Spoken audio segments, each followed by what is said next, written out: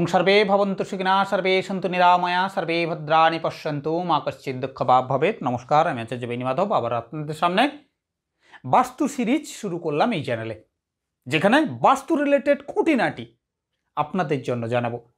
বাড়ির ঠিক কোথায় রান্নাঘরটা করবেন, কোথায় পূজা ঘর হবে, উপাসনালয় হবে, কোথায় আপনার সন্তান বাড়িতে রয়েছে সে তার পড়াশোনার ঘর কোনটা হবে, কোথায় বসে স্টাডি করলে তার শিক্ষা জীবন, তার কেরিয়ার ভালো করতে পারবে, বিবাহিত জীবনের জন্য আইডিয়াল মাস্টার বেডরুম কোথায় হবে, এ সমস্ত কিছু নিয়ে চুলচেরা বিশ্লেষণ করব। প্রথমেই আজকে কথা বলবো পূজা ঘর, আপনার বাড়ির পূজা ঘর কোথায় করবেন। তাহলে দেখব এটা যদি আপনার বাড়ি ধরি, তার সবসময়ের জন্য এটা নর্থ, এটা সাউথ, এটা ইস্ট এবং এটা ওয়েস্ট, উত্তর, দক্ষিণ, পূর্ব এবং পশ্চিম, চারটে দিক আমরা জানি, চারটে কোণ জানি। এটা হচ্ছে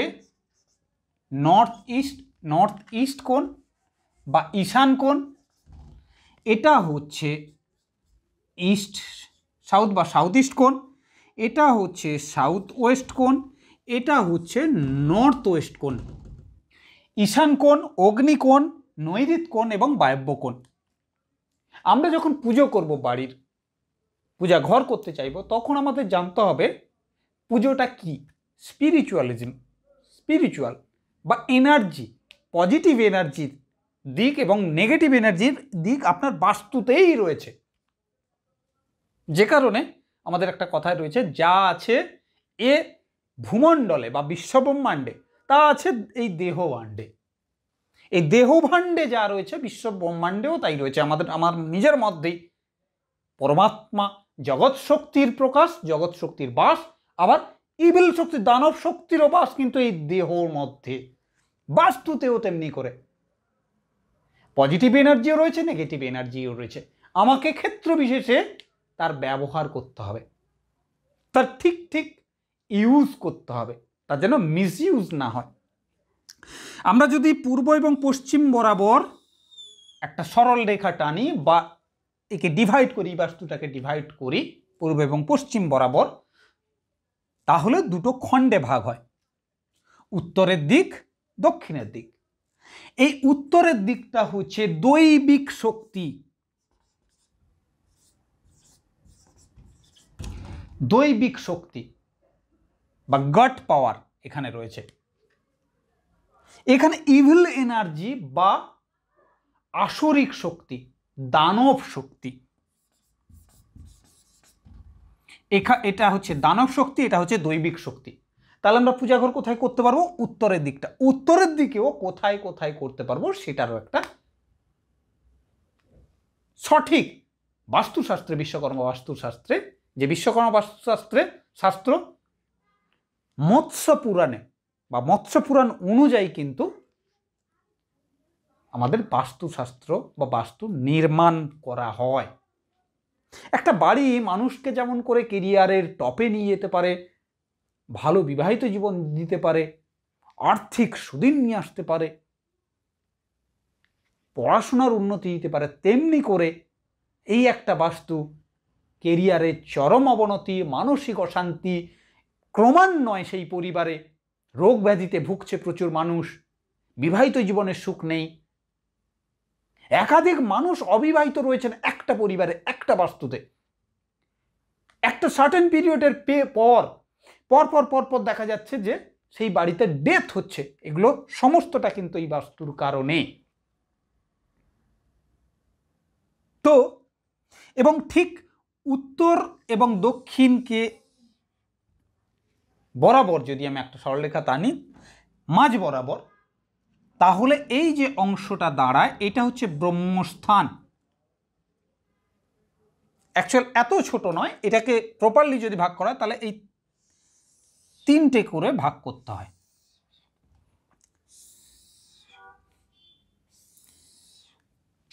এই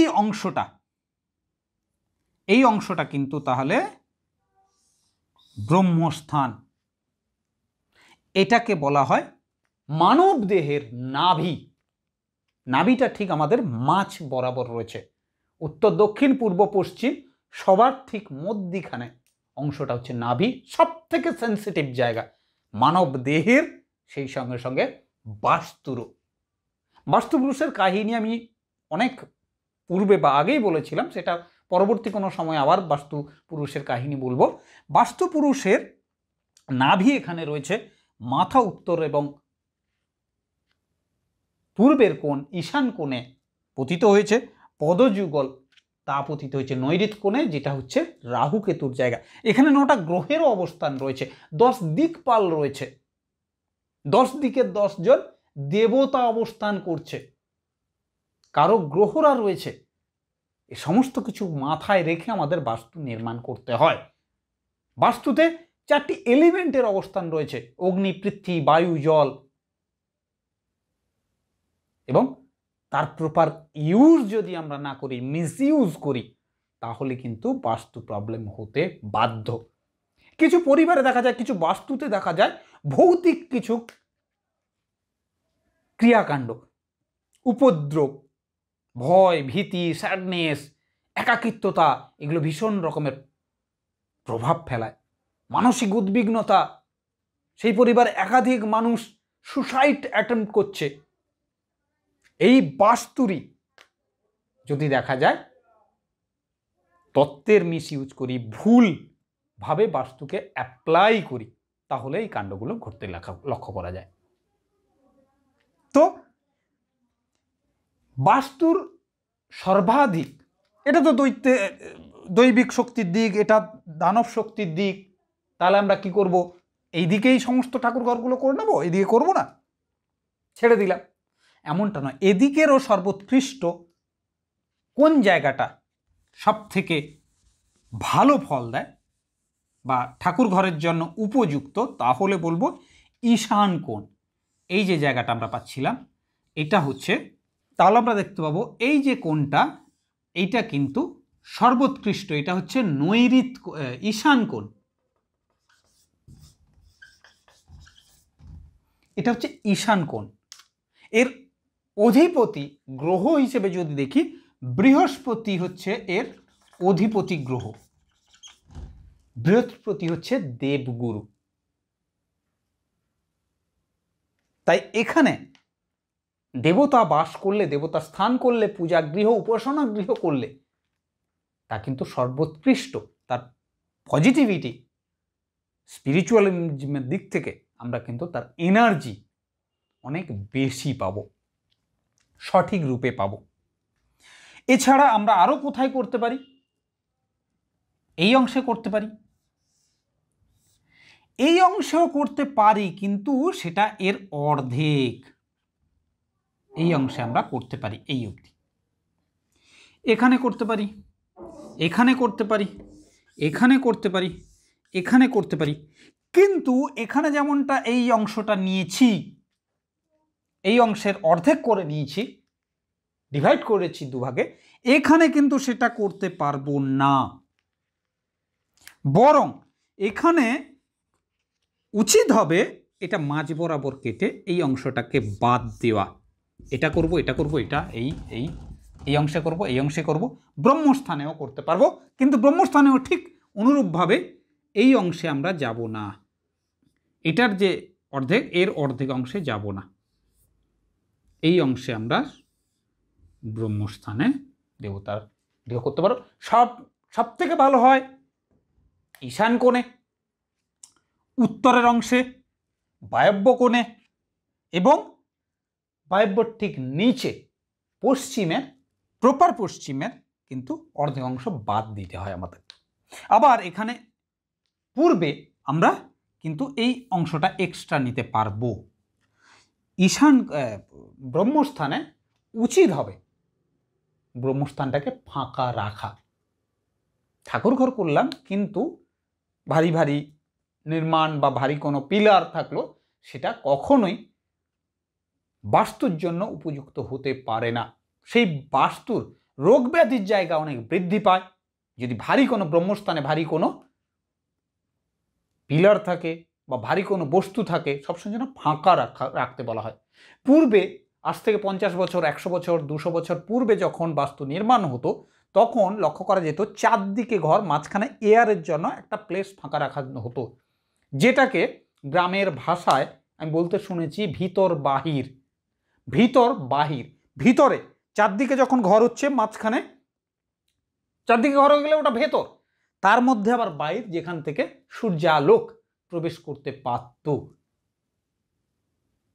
এয়ার পাস করতে পারত, পজিটিভ এনার্জি পাস করতে পারত, সেটা ব্রহ্মস্থান, এবং ব্যালেন্স করতে পারত বাস্তুটাকে আলো এবং বাতাসের, অক্সিজেন এবং লাইটের। ব্রহ্মস্থানকে সেই জন্য সবসময় যেন ফাঁকা রাখা উচিত।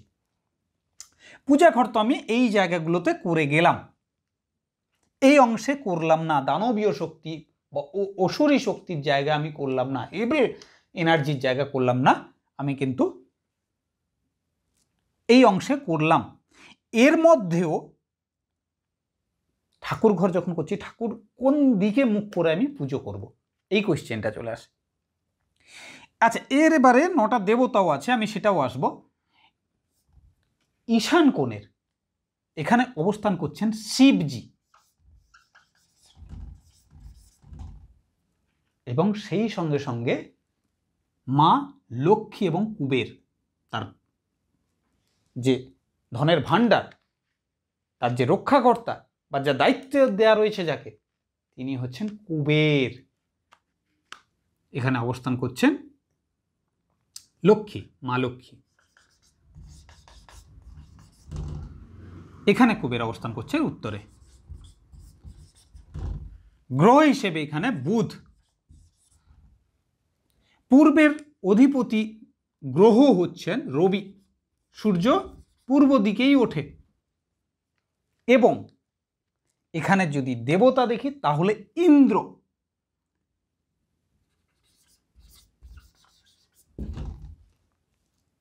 এরপরে চলে আসবো অগ্নিকোণে।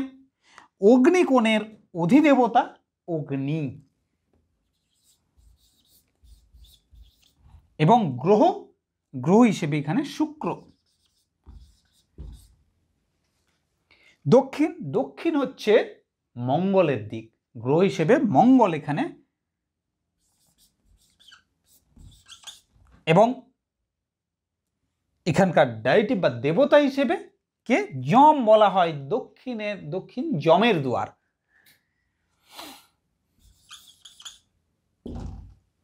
এরপর নৈঋত কোণ গ্রহ হিসেবে রাহু এবং কেতুর জায়গা।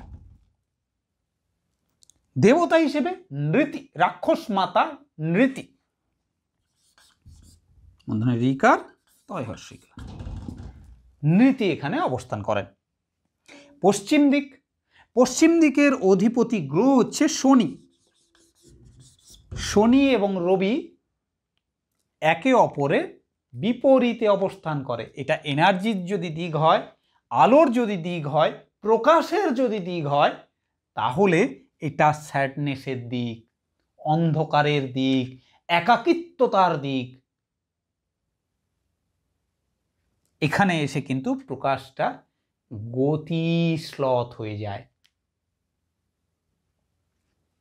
এরপরে নর্থ ওয়েস্ট বা বায়ব্য কোণ, যার অধিপতি গ্রহ হচ্ছে চন্দ্রদেব, এবং এর যদি দেখি যে দেবতা, তাহলে কিন্তু আচ্ছা, এখানে শনিদেব, এর